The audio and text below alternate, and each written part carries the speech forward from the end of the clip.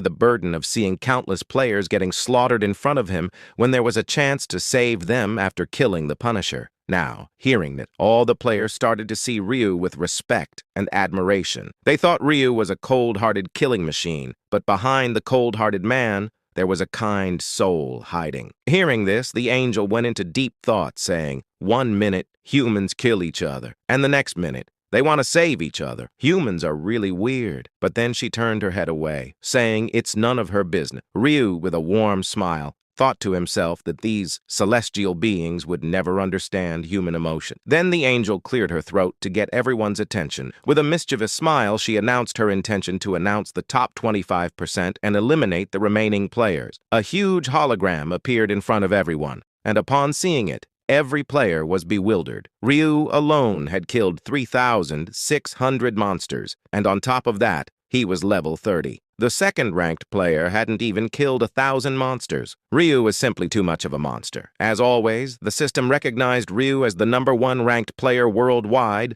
and rewarded him with a special prize, an intermediate-grade rare ring selection coupon. Ryu didn't waste a single second and used the coupon. 3 rings appeared in front of him: the Ring of Rushing Wind, the Ring of Azure Magic, and the Ring of Resistance. Ryu chose the Ring of Resistance, which increased his luck by 4 and enhanced his resistance by 30% against status effects. This choice was crucial, as acquiring resistance against status effects was only possible by ranking first in round 3. Lastly, the reward for ranking 1 in his zone arrived, as always. This time, Ryu decided not to choose the 50% stat boost, stating that in round 4 there were no monsters to kill, making a stats boost a waste of time. Instead, he chose 4,000 gold. While Ryu was busy managing his stats, a chilling and terrifying voice echoed from behind him. The angel, with a joyful expression, announced that it was time for her favorite game, killing the useless player. After some calculations, she grinned and flicked her hand. Just like that, the players who hadn't made it to the top 25% slowly began to disappear,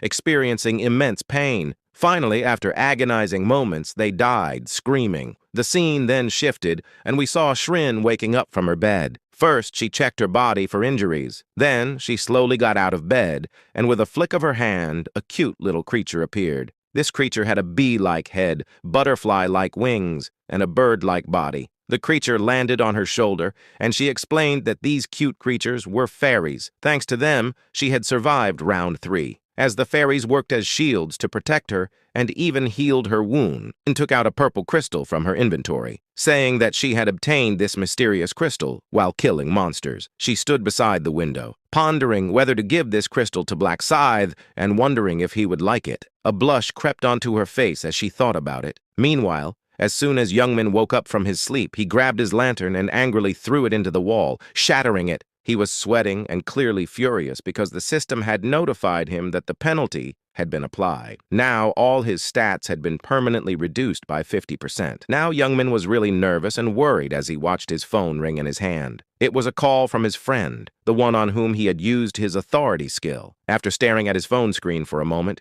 he finally answered it, his voice chilling. He tried to say hello, but his friend cut him off midway and started cursing him, calling him crazy. Youngman, still attempting to act like he didn't know what was going on, asked his friend what he was talking about. On the other side of the phone, his friend was becoming increasingly frustrated. He couldn't hold back any longer and burst into anger, shouting furiously and continuing to curse Youngman. He accused Youngman of playing the innocent card after ruining his entire life. He asked how Youngman